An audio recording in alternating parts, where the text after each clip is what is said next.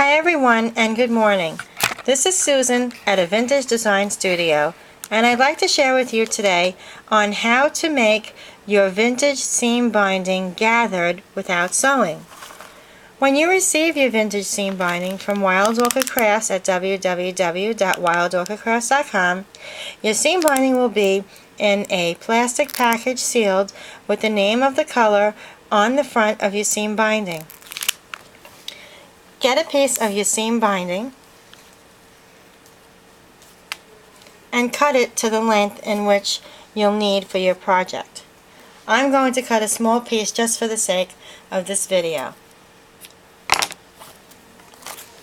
Okay, and what you're going to have here is a piece a few inches long, and what you're going to need to do is just gently fray the edges. Just want to fix the camera a little bit more.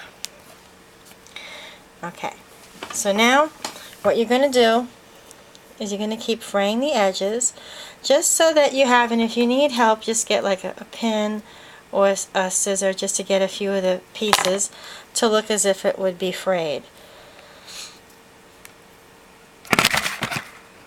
Sorry about that, guys.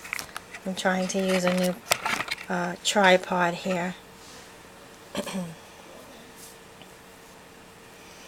And so now you're going to just grab a few pieces that you have that's frayed, and you're going to pull. You're going to pull and pull. And as you're pulling it, you're going to grab probably about 3 or 4 pieces, and you're going to keep pulling. And as you pull, you're going to see that the pieces of string within the seam binding is going to pull as well. Okay? So you'll have this really pretty gathering. And you'll just keep pulling, and you can pull this back to the length the way that you like it if it's not too pulled. And once it stops, you may have to go to the other side to keep and make that also frayed, and start pulling that.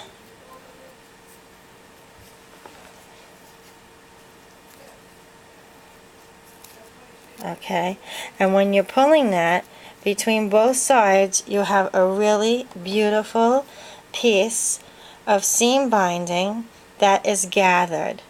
And what you can do is gently hold a flame to the edges just to cut off the fray pieces, and it'll burn it slightly, so do it really quick, or cut it off, or put some hot glue on the edge and then glue it to your project. And just as an example, on my previous video, which was the mask, I showed you that there was a piece of vintage seam binding that was gathered on the handle, and that is exactly what we have done here. You can use any vintage seam binding from Wild Orchid Crafts and get this beautiful outcome, which you can leave just the way it is on a tag, which I can show you on one of my most recent tags that I had done.